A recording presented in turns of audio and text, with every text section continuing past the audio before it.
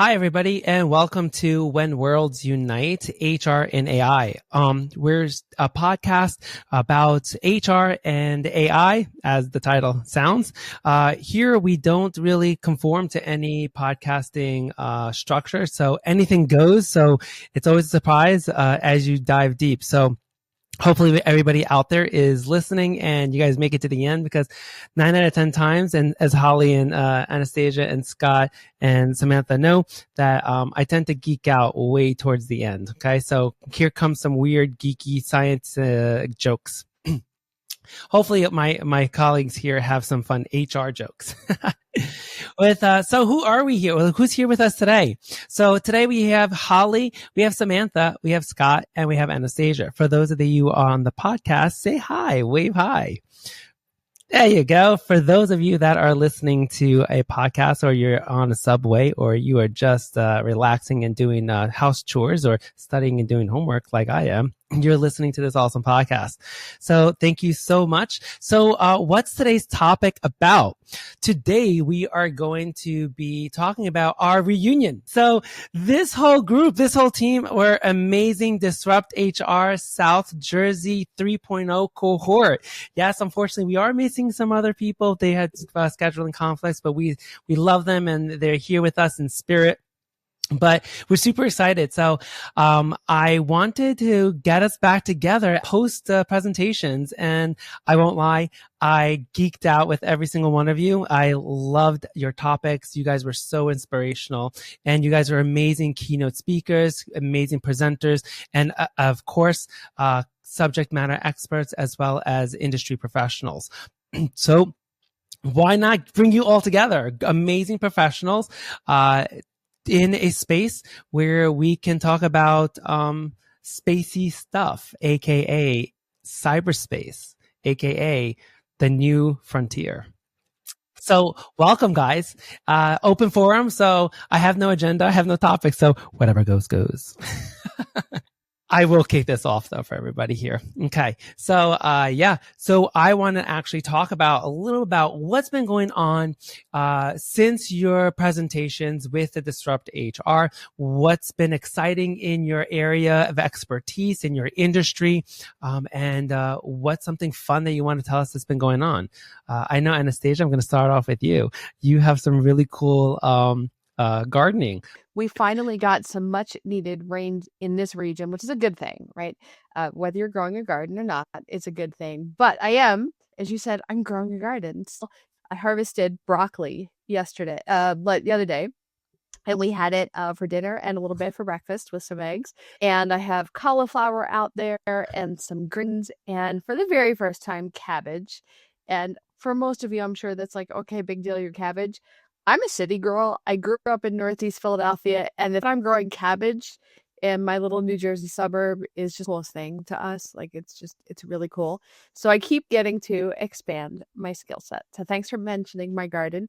I am harvesting some other things as well. As a matter of fact, Holly and I were just at DisruptHR South Jersey 4.0 last month. So that was a lot of fun. I got to do a part 2 of my talk. So back a couple months at 3.0, I did a Disrupt talk, and then I just did part 2 of that. So I just continued the conversation. And it was a lot of fun because this time it was really about cultivating connection. So long and short of it, ironically, everybody I talked to about my gardening story, it's really a lot of fun because everybody, instead of talking about random other HR things, everybody wants to talk with me about their garden and what they grow, whether it's perennials or vegetables, or maybe they grew up. I went to a networking event, and a woman told me about how she spent summers at her grandparents' farm. So it's really cool how those connections keep happening. So I'm pretty excited about that and continuing that topic. I also had an opportunity to present at the Pennsylvania SHRM State Council back in September. Ooh. So that was a lot of fun doing that session and continuing that conversation, as well as launching some new trainings, including kind of a hot topic right now, which is kind of like a back to the office business etiquette training that I'm really excited to roll out to clients. So thanks. This is amazing. So what's next in the horizon? You just said you're doing some trainings. That's amazing. Unfortunately, I didn't hear any AI in there. Is that gone quiet for you? Well, ironically, when I did mod up for my most recent Disrupt talk, I did use AI for some of my images. I'd like to, if you're not familiar with the Disrupt format, DisruptHR format, like all of us on this call are, but for your listeners, for your viewers, you need to have 20 slides available that rotate automatically every 15 seconds. And I love to include photos from my garden so that you can really get the authenticity of what I'm doing. However, as part of that, I also incorporate some graphic images that I'm using AI to develop, including kind of one that's around branding. But for the most recent one, I developed a superhero graphic that was kind of cute because she's wearing overalls and a cape and carrying garden tools, but her hair is even better. Like, her hair is awesome. So I'm like, man, my hair looks like that. But yeah, so I'm definitely using AI to help with some of that, in the space where I'm challenged, right? Which is graphics, right? I'm not challenged on content side, but I'm challenged maybe a little bit on graphic development side. So I did use, I think it was Copilot to help me develop some fun stuff. Microsoft. Awesome. Well, thank you so much. Holly, you are just, I'm going to piggyback off for you. You did the Disrupt HR too. So you're also the head of HR for a very old engineering company, which is crazy because you told me in the last podcast that they never had an HR person. So you're the original, you're the OG. I'm the first VP of HR. They had an HR person who's the director, but somebody who kind of grew up in the company. Yeah. So it's been a fun, wild 11 months. Oh, so recent. Yeah. So tell us a little bit fun stuff that's going on with you. So, I mean, when you're joining an organization that really had an HR but kind of grew organically, there are things like a garden that kind of grow easy, and then there are things where you really need to actually do better planting. And so my work right now has been a lot of HR transformation and a lot of organizational transformation. So at the same time, those two things go hand in hand because I'm in the business of people and people being successful at work. And ultimately, that isn't just about benefits and salary and recruitment processes. Really, what impacts people at work is, how is it organized? How are they held accountable? Are expectations clear? All of those pieces, which is really where HR can be so powerful and impactful. And so as we're going through and we're doing all of these different changes, I've been leveraging AI a lot in a lot of cool ways, but really just to jump start. Sometimes we're creating stuff that exists, but you're trying to create it and design it for you. And so using something like ChatGPT can be such a great jump start when you're not sure where to go and how to just get your thinking started. And I've been using a lot as a springboard of prompting it, and I'm getting really great at prompt engineering. I hear there's really high ticket jobs for people who do that, so yay for them.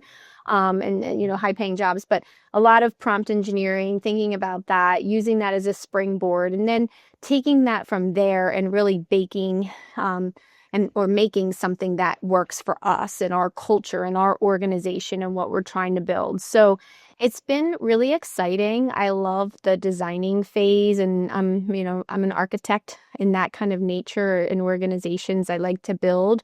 I'm not the kind of operational HR person who hangs out. Like, that is not my space. It's like once it hits that place, I gotta go. So as long as I get to create, I'm really good. Are you sure you're not a Gen Zer? No, I'm not. I'm just, that's Sorry, my skill. Scott. My skill is I'm a change agent, and change agents constantly I lean into change. It doesn't scare me in the same instance. And so when things are kind of stagnant and the water starts smelling, it's just like, yeah, not for me. Holly, you're about to go viral. For all the Gen Zers out there are going to say, I'm not lazy. I'm not bored. I am a change agent. That's right. Yes, you're a change agent. You're driving change. I love it. the next wave or the next era of quiet quitting or any form of quitting is going to be change agent quitting. It's funny because I was just doing last week I've been networking in a lot of different ways and kind of ended up with this group of women. And we were all in different, in this OD industry, kind of organizational development industry. And we were chatting about change and the pace of change and just how overwhelming it can feel for a lot of people. And I think what's interesting is Gen Z doesn't feel change that same. Their whole life has just been like, well, of course, change goes fast. Where for others and for us, like, it's overwhelming to have all these constant things. It's like, when is it going to slow down? And it's like, that's cute. It's never slowing down. Like, that's kind of how life is now. It's faster. That's cute. And I'm sure the people, if we talk to the golden generation, they're going to tell you that they felt the same way at some point. So it's just like that generation before always thinks that, there's a big deal when the generation coming up is like, no, it's not that big of a deal. I have so many questions for you, but we'll come back. Okay.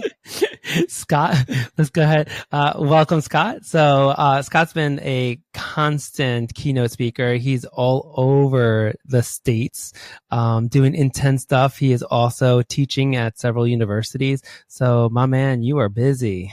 Yeah, what's up, Alexander? It's good to see you again. It's good to see everybody. Yeah, it's been a busy few months. Have been all over the place. I was in South Carolina with Alexander. We both had an opportunity to be keynote speakers, which was really cool. I was out in Pittsburgh. Then I got next month something in Chicago and Connecticut. So things are moving, which is really cool. It's all great stuff. I'm very happy about it. But one of the things that I found that, on the AI track that's been really helpful for me is coming up with new content, because I like to keep things fresh. For years, I did the same thing over and over again when I was hired out by an organization. And I got so sick of telling the same old story. Right? So for me, I hear change agent coming through. Yeah. And fun fact, I am technically a millennial. I missed the cutoff of Gen Z by 1 year, 1996. So save your jokes, put them in the back pocket. Okay? Because technically, your boy's a millennial here. Whatever millennial jokes, have at it. But, so anyways... Back to the AI stuff, I found that it's really helped me and get my creative juices flowing even more. I find I come up with an idea and I use AI, using ChatGPT to help kind of articulate some of the things that I can't get out.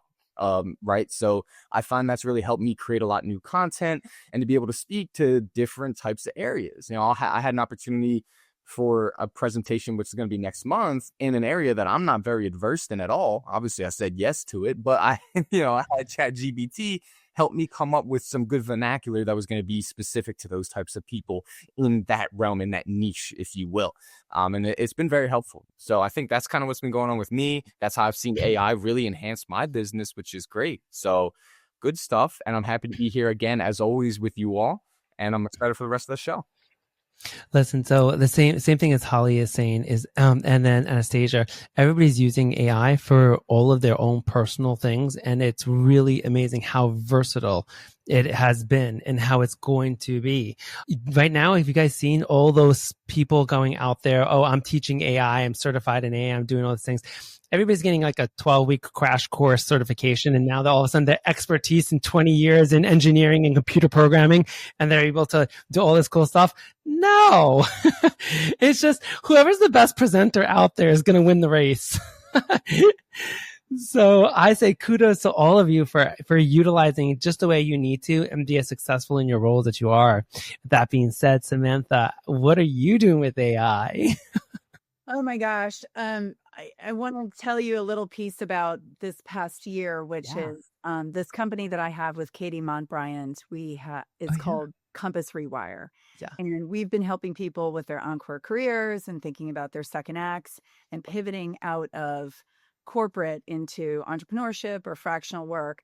And one of the things that I spoke about at DisruptHR is one of the first pieces of work I have to do is around their identity. Who am I if I'm not this other thing? Mm-hmm. And people really struggle with this part, and I have to kind of help them become a whole person. We actually use a little ChatGPT tool that does their career legacy in the background and lays it all out for them when they answer a few questions. So it's been fun to play around with that.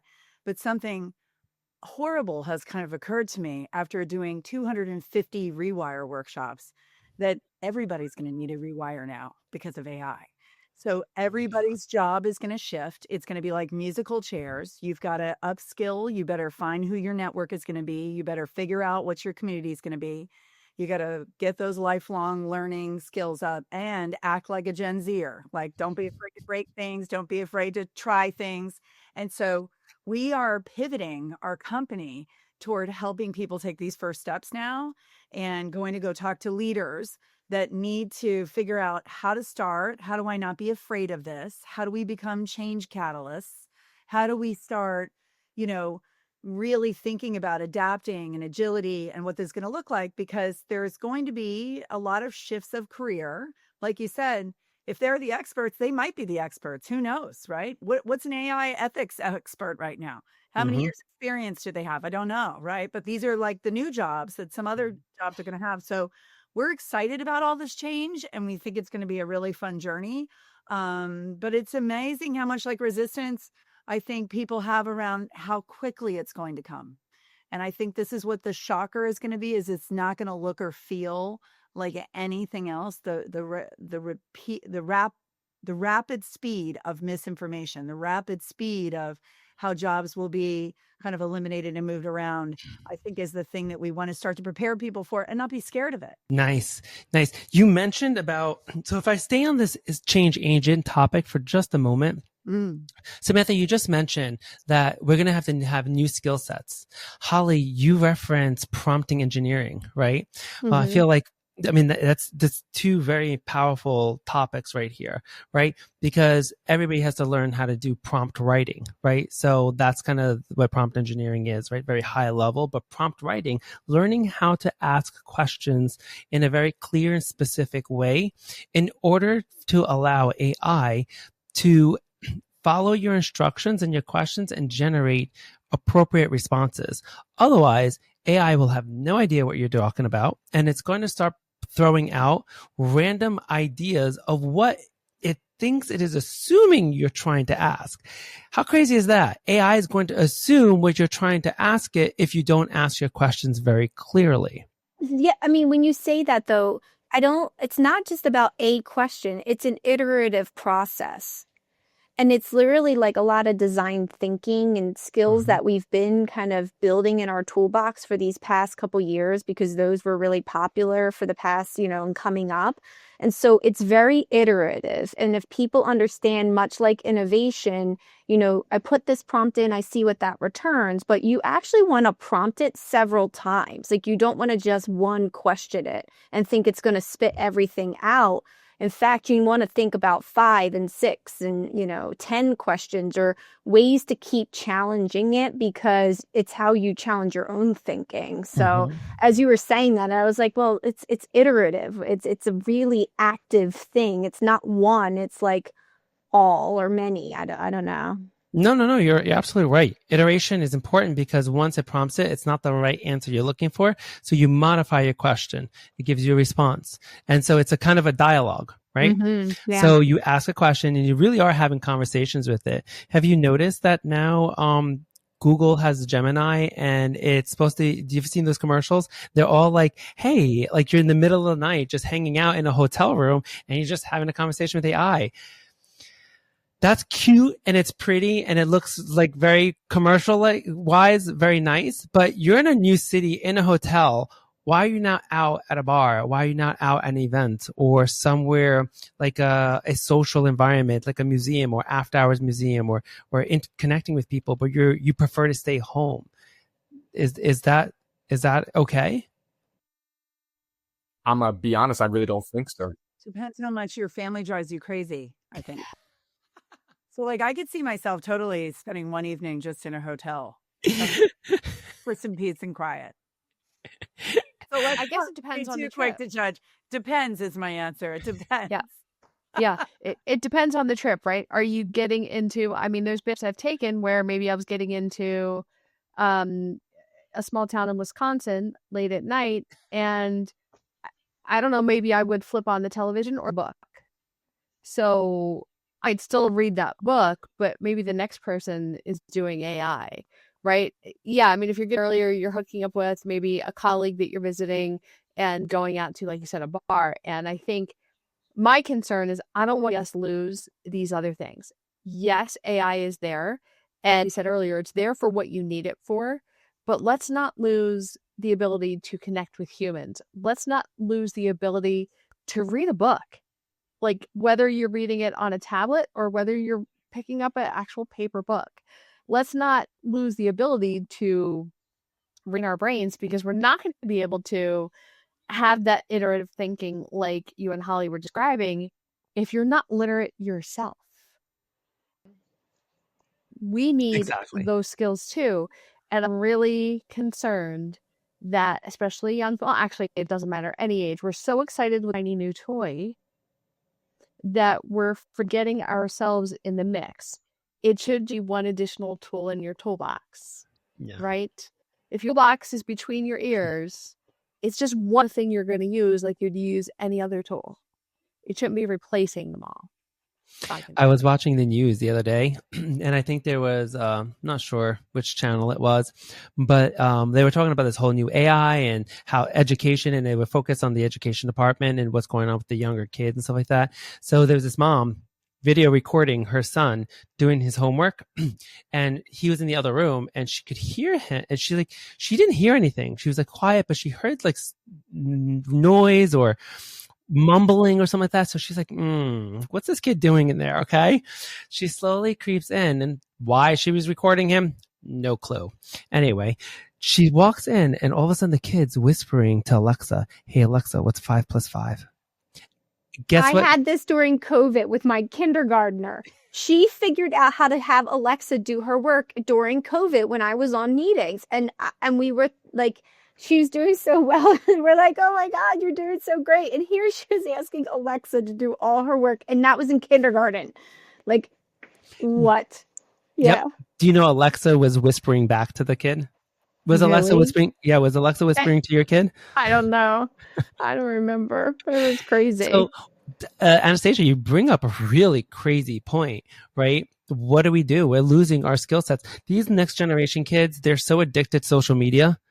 What are they going to do when they're addicted to AI and they just want to stop thinking, but they need to get things done? And our generations, our next generations, we're a fast moving species now, right? With technology. So Holly, you made that great comment, right? We're moving way too fast and change agent. Younger generations are like, yeah, this is normal for me. Older generations are like, okay, slow down. Okay. Like, why don't we take a pause and let me figure this out? Let me process it. And the other younger generations, no. Now with AI, the owner of Grok, which is GROQ, which is another AI platform, he actually stated that the next generation is going to be Gen AI. That's what they're going to be called. So we have, instead of Gen Z, instead of Gen I, it's Gen AI. So it's lowercase g, lower e n, capital A, capital I.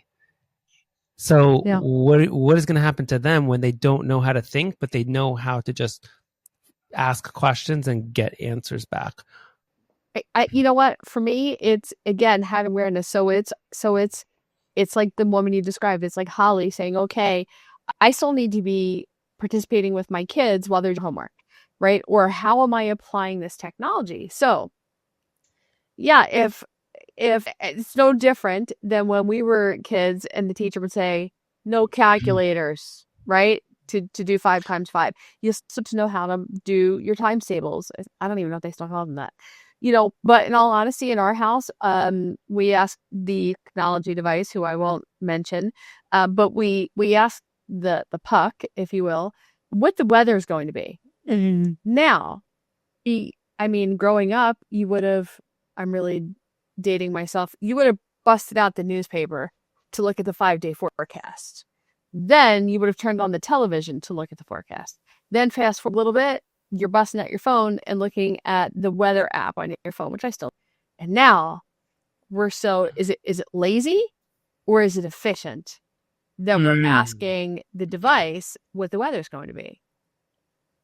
That's different than not knowing how to multiply times 5. To me, there's a difference. Sorry, I didn't mean to speak over you. No. No, he's great. I think there's another thing that's going to happen to this generation. I must feel bad. I have an 18-year-old son and a 14-year-old son. And I think what I see in this Gen Z, and he's at kind of the back end of it, but is that when they don't really need to know stuff because they just look up stuff when they need to know it. So what happens when the internet and different platforms are full of misinformation videos and clips, and you can't tell what's real and not real, and there's bots putting out certain kinds of misinformation. I believe that my son, who's 14, just one, tiny bit, 4 years behind him, will start to feel misled by the things that they look up and will potentially have to seek other ways, or there will potentially be some other form of authenticity for some of these sites, so that like this is actually news or this is actually information, because we're all very easily tricked. We all have paleo brains, and this stuff is like moving quickly, and it's very manipulative and scammy too. And I think that they're going to feel that, and they're going to have to find another way. So I'm more worried about like my son and where he's sitting at, because he's going to kind of miss that. And my other son, who's already naturally a pessimist, which is good, will then, kind of not know what to believe. And I wonder if what we're going to go to then. Are we going to go back to books? Like, how will they learn how to think if they can't get the right answer? I want to say something about that in a minute, but Scott, I know you wanted to say something before I make my comment. Oh, yeah, I appreciate it, Holly. Just real quick, I was saying, if there's one thing, I'm a big history guy. My dad was a history teacher. I think when we look to the past, we could see a lot of recurring trends, right? I know that sounds old school, but I think, there's a lot to be said for that. And as humans, we're so reactive to everything, right? We wait until everything blows up in our face to then say, let's fix the problem. I think right now is an opportunity for us to try to be proactive with, setting some parameters, setting some boundaries with some of this AI stuff. I'm not super into it, so I don't know, but I don't see that being done. I see everyone just being like, well, let's go as quick as we can. Let's beat everyone else to the punch. And what do we know about humanity? What do we know about when we look at our history? We take things way too far until it gets out of hand, and then we try to go into crisis mode to fix it. It would just be nice, I think, if we could try to put some proactive measures into place. But again, I haven't really seen that. I hope I'm wrong, but I'm glad I let you say that first, because Samantha, I don't know that this is a generational issue. If you look at the election and the amount of misinformation on all sides, this is not a generational issue. There are people who aren't talking to their family members because of discourse. And some of that discourse is AI bot generated BS. And so this isn't a generational issue. This is a human issue. And to speak to what you just said, Scotty, this is about the truth. What is truth? How do you trust it? How do you know what truth is anymore? And what are the ethics behind this? And the U.S. is behind. The European Union actually has been doing setting ethical guidelines around AI, but the U.S. not so much, right? Because we use this as a tool to spread misinformation. We don't hold politicians accountable. They have no ethical code. I'm a school board member in my town. And in New Jersey, school board members have to swear to an ethical code. I can be written up for an ethics violation. Political officials do not have any ethical code. There's none, at least in New Jersey. I'm pretty sure it's beyond New Jersey. They are, but they don't listen to it. No. In New Jersey, school board members are the only elected officials that actually sign in ethics and can be in that kind of thing. Believe it or not. Yes, it's bananas. But I think you're right in saying, like, there's no guidelines, there's no rules. Who's fact checking this? Who's making sure there's ethical guidelines? Are we going to leave that to the Mark Zuckerbergs of the world? Because, listen, I don't know if Facebook was the best invention or the worst. I'm still debating that in my mind, and how it's actually, we wanted more connection, and it created more discourse than connection in many instances, because we don't connect at a human level. We want to connect through a device, sitting and talking to AI in a bar. Like, human connection is critical to mental health and all the work you do, but we don't want that anymore. And so it scares me to hear people talk to AI at a bar, but where are the ethics in especially here in the US, and why aren't we doing that? Listening to Holly and Scott and kind of what are some of the guardrails, I think back to, though, what Samantha was talking about with her 2 children, and that is it's a personal thing, right? So fortunately, her one son, you said, is a little bit more of a pessimist, right? A little bit more of a cynic. So he's doing his own investigating. He's setting up his own guardrails for what he trusts and doesn't trust. And then the other son, right? Like, he might be a little bit more susceptible. So I think there really does need to be, we might not be able to control what's going to go on out there. So it's about having, and maybe that comes with age, maybe that comes with perspective, or is it a natural questioning, like a cynicism, like you're talking about? Whatever it is, it's got to be a personal thing. And obviously, those of you with children, you're probably taking that on for how you got children in that way. But for us as individuals, we have to be the ones to say, is this real, or is this thing that's artificial? Is it any different than a commercial you would have seen? And being able to say, okay, is that fact or fiction? We have all these labels that we call things now. In reality, we've all grown up watching a fairy tale versus a documentary, and we were always able to decipher the difference. So we have to kind of keep that same healthy lens, right? If it's like a pair of glasses, to be able to say fact or fiction. What about Elon Musk and his political views that changed drastically, and his whole demeanor that's changed in the course of like 10 years, when he went from being in debt and business not doing so well to now he's winning all these contracts left and right, and now he's taking political positions, and then being a role model for people looking up to him. He's very contradictory and with the way he acts, the way he behaves. For example, as a business professional, he's very unethical, right?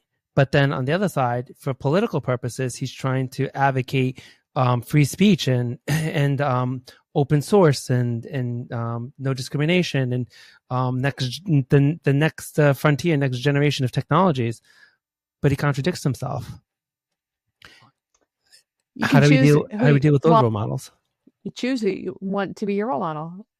I mean, we're grown-ups on this call, right? We can choose whose perspective we want to look at. Again, I think it's an independent thing.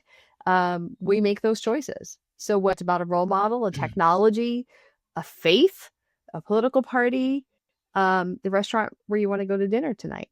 We all make those choices as adults. I think the real challenge is going to be, especially for children who are learning every single day and absorbing every single day, that's going to be the challenge. But I don't know. My perspective is we choose our own role models. If you can't distinguish, that's a different issue, right? It goes back to the AI thing too. Yeah. If you can't distinguish one from the other, that's a... But Holly, you just mentioned lack of fact checking. Holly just mentioned people are arguing with each other for things that are not factual, not truthful. We can't even agree on certain basic stuff. I mean, look at the election, this last election in the United States. It was so split, but it wasn't so split. And where do we go from now? Now we have all these people coming into play and all these different, their own political views, their own religious views, their own personal ideologies that they're now going to superimpose onto the nation. Well, see, my brain bounces back and forth, right, on this particular issue, and I don't know that I have. It's just kind of like a metacognitive question I ask myself is, yeah, of course, we've always had choice, right? We've always had the choice of like what we want to do, and by assessing. The challenge is when the technology is driving the stuff and your information, and people like Elon are in control of the technology and get to decide what the technology puts out, then are you actually able to make decisions on truth or on facts? I mean, it really starts to bring into question what is truth. And, in grad school, one of the big things for me, you were taught to question. You were taught to believe that everything you read was wrong until you looked at the sources in the back of the book. Were they renowned? Were they truth tellers? You were taught to question, to not just look at this, but in a very theoretical perspective of understanding the theory. Is it grounded? Does it make sense? Is this person trustworthy? And now the technology is feeding our brains with stuff, and our news feed and our social media and our Facebook, and it's all generations. Everybody's using it. Families are sitting on their phone like zombies instead of having connection. Like, this is happening all over, and we're getting information constantly. And so it's really hard to understand the truth. And I very much go back and forth. Well, we've always had this ability. We always had to choose. Is this really a new world problem? Is it? Because we've always had lots of stuff. The news, we've had these different things. And as Scott said, history shows a lot of this is repetitive. It's just a new thing in a new packaging. So my brain keeps bouncing. Is this new things and is this same thing new packaging? Or is this actually truly different? And I don't know that I'm curious if you guys think this really is new and different, or it's just new packaging, because the same people felt the same thing when news was, when the Vietnam War was on the TV for the first time. That was a whole new look at war. And people were like, oh my gosh. And it was groundbreaking. So I don't know. I'm curious. That's something that I always keep battling my own brain. I wonder where you guys are with that. Rebranding. Back to fiction. I think the issue is going to be that certain platforms will have the trust. So my dad trusts a particular platform that told him a very particular fact that affects him personally and has affected him in his life. And he voted for president on that fact, which is not a fact. And that is how he decided to vote, because he was very scared about something that could impact my kids, which would be that they're going to get drafted. That wasn't factual. But the draft is definitely not something that was definitely going to happen if we got one president or another. And I, do work closely with people in the military, and I've heard nothing like that. But, I'm just a civilian. So but he chose that, and he was a person that was drafted. And so whatever that platform was that he was getting that information from, whatever was going on there, they knew to get to him to tell him that because of his age or whatever he's doing. And so the mass manipulation of being able to be in a room now that you think is a chat room that has 70 robots and 4 people that no longer need to be run by programmers in another country, the ability to go in and do these kinds of things and create AI personalities and stuff at a massive amount of rate and be able to get the outcomes that you want from people is what is different. And the multiplier of it, and the not needing people to be coding, and all that effort is going away. I can write, soon I'll be able to write 2 or 3 pages and create a website and or an app, right? So the coding stuff is going away. So now all this stuff can get easier. So I think what is different about this is just the ability to scale misinformation. And then people will look around to where they can trust, and they're going to look for those faces that they know. They're going to look to, whether you're an NBC person or a Fox News person, where did those people go? And I'm just going to go there, and I'm only going to get information from that thing. And now we'll have a more divided country that is focused on where they get information and trust information from, and living totally different lives, totally different realities on the street about what's real and what's not real.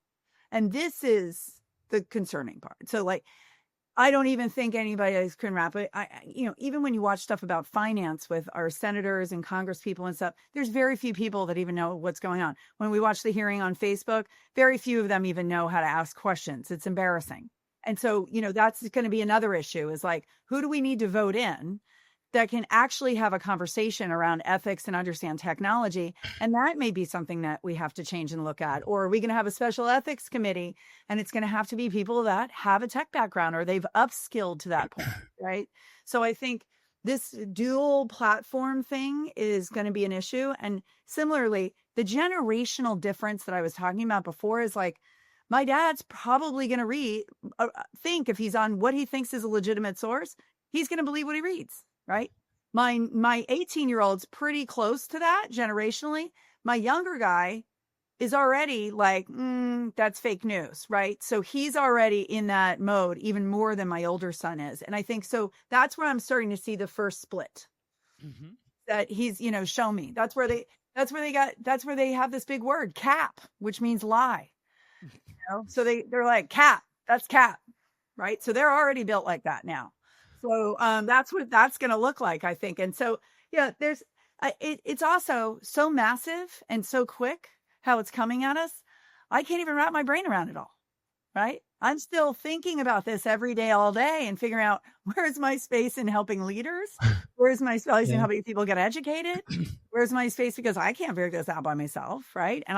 And so now my life is about getting that network and that community. So I'm having these kinds of conversations all the time, learning more. What are these companies doing with AI? How is everybody starting to progress and what they're doing? We're mostly just talking about ChatGPT here, but there's a lot of stuff going on that is amazing in healthcare. I was just listening to podcasts like this is going to cure cancer, right? So there's amazing stuff that's coming, but this information thing, I think, is one of the creepiest parts. Because that's designed to be at the every normal day person, right? Because ChatGPT is just it's available to just the every average Joe and gal, right? Yeah. The higher level AIs that are really making changes, like cancer predictions and different types of algorithms that are designing, models and stuff like that, like. How do you cure cancer? How do you model the DNA? How do you take it to the next level? Like you were saying, those are really for the higher levels, right? That you don't see in the everyday world, right? Right. And I'm trying to get in as many of those conversations as I can. I was just in a healthcare one and they were talking about how they have these proteins and, 3D and that Google AI is really like, bought this company and they're really pushing it in that area. And I was just like, okay, I'm keeping up with this so far. All right. And, it makes sense. Like you can see a thing and you can see how it interacts and you can guess those things. The protein structures. Wasted in the lab.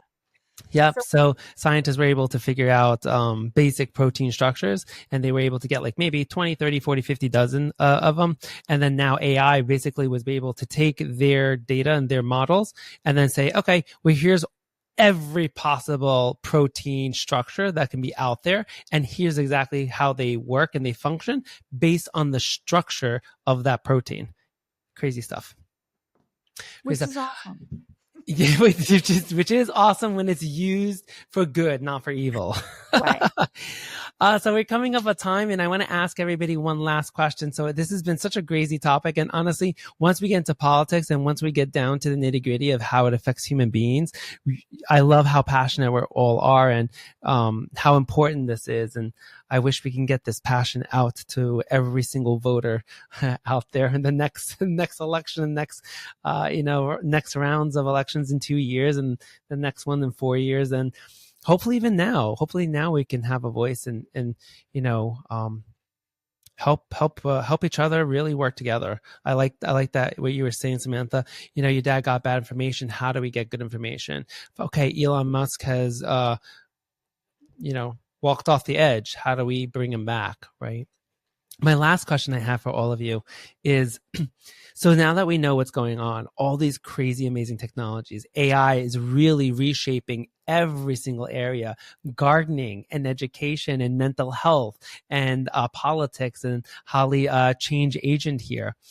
What is your next Disrupt HR topic?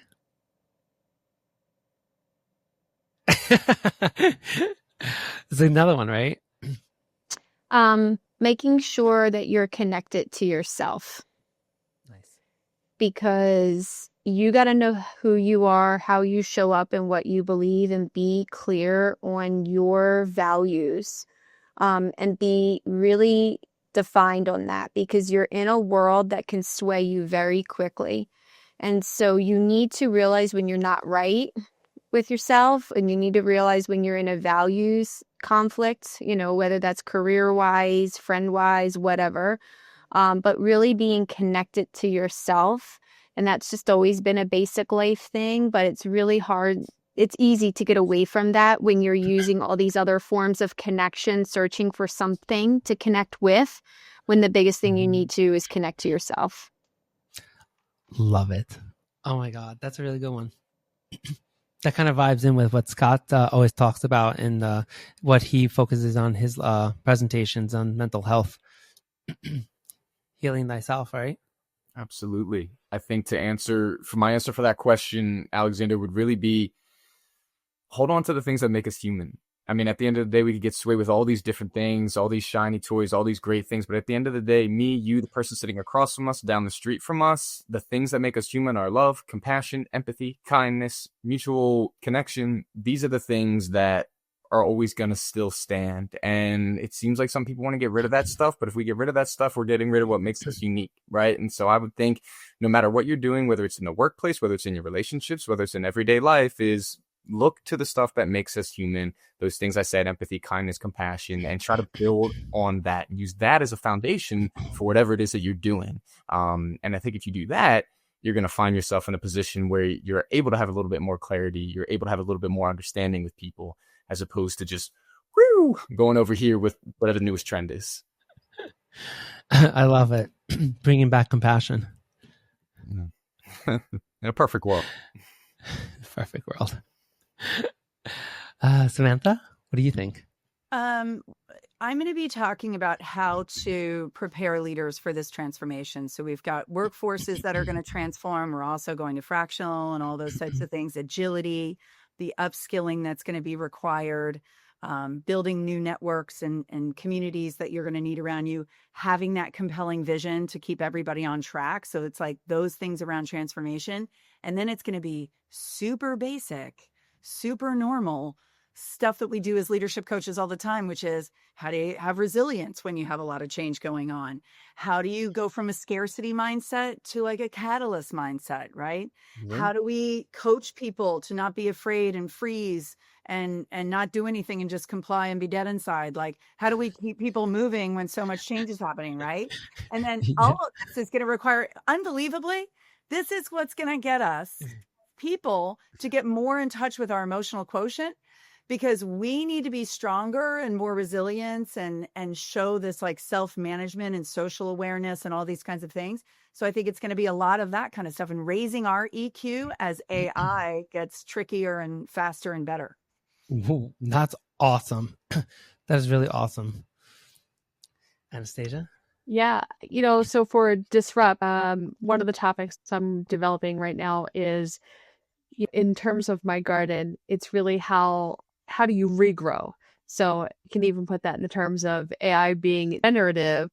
We are regenerative, right? So think about compost, if you will. So it's things that were kind of maybe once used. How do we use those things to grow ourselves, right? So the leaves right now, frankly, are in my garden bed. So in the spring, they're kind of nourishing that soil to regrow for the spring. So think about how we go from kind of like garbage to gold. That's one thing. And then the other thing I'm working on is trying to work, especially younger people to the workforce who are so used to this technology world that they can't even do what we're doing right now, right? They can't have a conversation, have discourse. So that's a passion of mine right now, is to really help people who need to be, whether they're doing it less in a kind of very kind of digital space, or whether they're in person, and helping them understand how to be with one another. So I'm excited about that. I love that, regenerating ourselves, because as human beings, we absolutely can re-heal ourselves. We can regenerate our own spirits and revitalize ourselves. Yeah, regrow. The human body is so powerful. Yeah. Yeah. What about you? Thank you, Holly, for being my co-host. I get Yeah. excited to hear what you're going to talk about. So I actually picked a topic called an HR conversation with AI, where I'll be exploring the future of people and culture, aka HR departments or workspaces, where AI is one of our team members. So I'm going to give a futuristic day in the life where we explore the day in the life of HR and AI and learn the art of prompt writing or engineering, as I love my co-host Holly. I totally made you my co-host by now. And we're going to learn about separations of roles and responsibilities between the human and AI counterparts. And then we're going to talk about company wellness and culture. How do we bring in that next level of culture into the organization? I love it. How are you going to fit all that into 5 minutes, my friend? I'm going to tell a story. Good. It's going to be a futuristic story. It's going to be great. I love that. Yep. Are you going to do it or your avatar? Are you? If I will create a costume that looks like an avatar. That'd be That's awesome. amazing. Yes. So that actually wraps up our episode. And before we head out, I want people to learn more about you. I want them to connect with you. I want people out there in the cyberspace universe to be able to learn more about what you do. Maybe reach out to you for a Disrupt HR or a speaking event or a conference or a seminar or a webinar. So I'd love to hear a little bit about you, Anastasia. Tell us about where can we find you and where can we connect with you? Thanks, Alex. I am at abtalentandhrsolutions.com. From there, you can connect to any of my social accounts. I'm on LinkedIn, Facebook, Instagram. I do have a YouTube channel, and you can check out some of my videos. I do a lot of them in the garden in my overalls, and sometimes I'm all in a business suit. So, and you can also link to my Disrupt videos there as well, or go right to the Disrupt site where you can catch any of our videos. But I would love to talk with clients about bringing some of these workshops and trainings to help workforce. And of course, I'm available for keynotes as well. Thanks, Alex. Awesome. Scott, my man, tell us a little about where can we find you? Because you do a lot of speaking events. You're going to be all over the nation. Absolutely. Thank you, Alexander. So what's up, everybody? Scotty P here. My business is called Scotty P Inspiration LLC. So you can go on my website, check out anything. That's www.scottypinspo.com. You can check out my book that's called From Rock Bottom to Rock Solid, Learning How to Navigate Life Through the Lens of Hope. And then all my socials are on my website as well. Instagram, ScottyP_inspo, YouTube channel, Scotty P Inspiration. Those are all going to be the best ways to get in touch with me. So thank you so much, everyone. Awesome. Holly, you are amazing, my co-host. Tell us a little bit about you. Where can we find you other than on our podcast, Worlds Unite? You can find me on LinkedIn is the best way to get in touch with me. I kind of, in my current role, I don't have time to manage my consulting business in the way I was previously. So connect with me on LinkedIn, send me a message. I get a lot of spam. So you got to make sure you send it a message of like, I heard this podcast. And, I love doing podcasts, connecting with people. I love talking about ideas, and these conversations are just always so exciting for me, and being with other thought leaders is great. So I always welcome the opportunity to do things like that. I love it. Thank you so much, Holly. Samantha, you did a plug-in in the very beginning. I loved it. You are ahead of the game. Go ahead and do it again. I'm passionate about how people are going to get started on their AI journey. I can't help it. And we've got a fun tool to play with. And it's not perfect either, by the way. It's still, improving every day. But we are at compassrewire.com. And on there, you'll see some of the events that we have coming up. We've actually got some free workshops coming up to talk about AI. And there is, if you do /AI plan, you can do your little learning journey and start that. That's for anyone. And feel free to connect to me on LinkedIn. I love it. I love talking about this stuff. Awesome. Thank you so much, everybody. It's been such a pleasure. And until next time, thank you.